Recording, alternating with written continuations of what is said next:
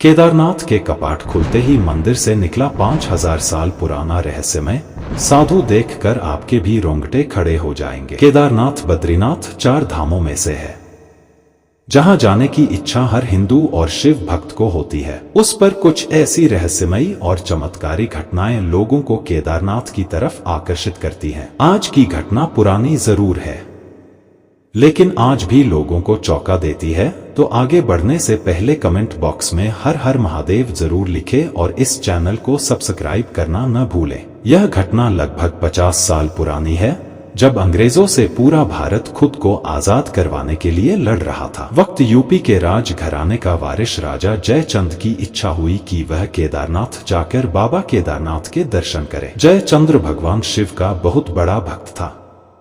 अपने इस शिक्षा को पूर्ण करने के लिए जयचंद्र केदारनाथ गया। केदारनाथ का खूबसूरत वातावरण और मनमोहक दृश्य जयचंद्र को अपनी तरफ आकर्षित कर रहा था। केदारनाथ की हवा जयचंद्र को राजघराने से जुड़ी किसी भी कार्य की तरफ जाने से रोकने लगे। अब जयचंद्र वही केदारनाथ की वादियों में रहकर एक साधु का जीवन बिताना चाहता था। गर्मी के दिनों में जब बाबा केदारनाथ के कपाट खुलने का समय हुआ, उस वक्त जयचंद्र और उनके सिपाही वहीं मौजूद थे। जयचंद्र के लिए अलग से बाबा केदारनाथ के दर्शन की व्यवस्था की गई। कपाट खुलने के वक्त जयचंद्र वहीं खड़ा था। कपाट खुलते ही जयचंद्र चौंक गया। सामने से शिवलिंग गायब था। शिवलिंग के स्थान पर था एक साधु जो अपनी तपस्या में लीन था। साधु को देखकर जयचंद्र आश्चर्यचकित रह गए। यह देखकर जयचंद्र एकाएक चिल्लाने लगा, यह तो अजूबा है, चमत्कार है। ररत इतनी हलचल के बावजूद साधु का ध्यान भंग न हुआ। वह निरंतर ध्यान में लीन था। जयचंद्र के मन में तरह तरह के सवाल उठने लगे। वह सभी को छोड़ सीधा मंदिर में चला गया और साधु के पास जा बैठा। जयचंद्र साधु से तरह तरह के सवाल करने लगा, पर साधु की तरफ से कोई प्रतिक्रिया दिखाई नहीं दी तो जयचंद्र को गुस्सा आया।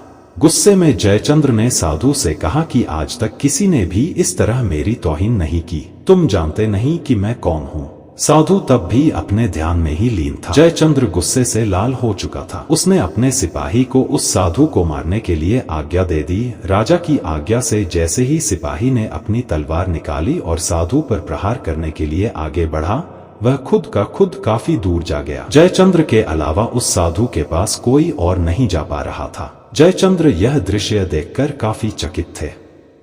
थोड़ी देर बाद अपने आप ध्यान में लिप्त साधु ने अपनी आंखें खोली और जयचंद्र को अपने पास बुलाया। तब तक पूरे केदारनाथ में यह बात फैल चुकी थी कि केदारनाथ मंदिर के कपाट खुलते ही शिवलिंग गायब मिला और यूपी से आया। आजा शिवलिंग चुरा ले गया। पूरे केदारनाथ वासी मंदिर के पास इकट्ठा होने लगे। वहीं दूसरी तरफ जयचंद्र काफी घबराते हुए साधु के पास पहुंचा।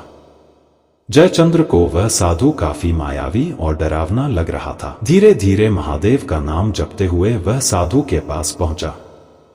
साधु ने उसे अपने पास बैठने को कहा। जयचंद्र मन में काफी घबराया हुआ था। वह डरते डरते वही साधु के पास बैठ गया। उसे लग रहा था कि अब साधु उसे जिंदा नहीं छोड़ेगा, क्योंकि उसने साधु पर वार करने की कोशिश की। एकाएक साधु ने उनसे पूछा कि तुम्हारा ध्यान राज कार्यों में नहीं लगता और तुम भी केदारनाथ में रहकर भगवान शिव की आराधना करना चाहते हो, क्या यह सही है? जयचंद्र काफी चकित था। उसके मन की बात आखिर साधु कैसे समझ गया? उसने तो यह बात अब तक किसी को नहीं कही थी।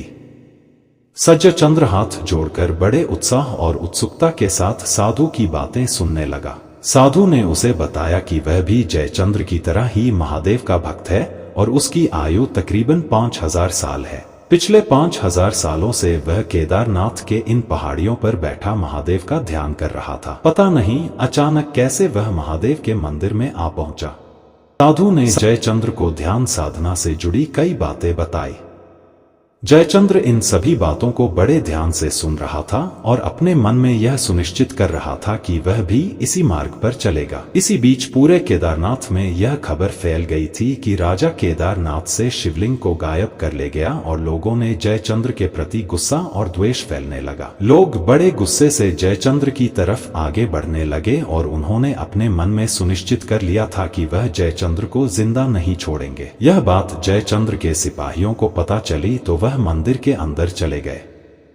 उन्होंने देखा कि जयचंद्र हाथ जोड़कर बैठे हुए हैं। सिपाहियों ने बहुत कोशिश की कि जयचंद्र को यह खबर दी जाए कि लोग उनकी जान के दुश्मन बन बैठे हैं, लेकिन वह जो भी कहते जयचंद्र तक वह बात पहुंचती ही नहीं। यूं जयचंद्र को हाथ जोड़कर बैठा देख उनकी सिपाही भी आश्चर्यचकित थे। जब केदारनाथ वास शिवलिंग के पास पहुंचे तो उन्होंने देखा कि जयचंद्र शिवलिंग के पास हाथ जोड़कर बैठा हुआ है।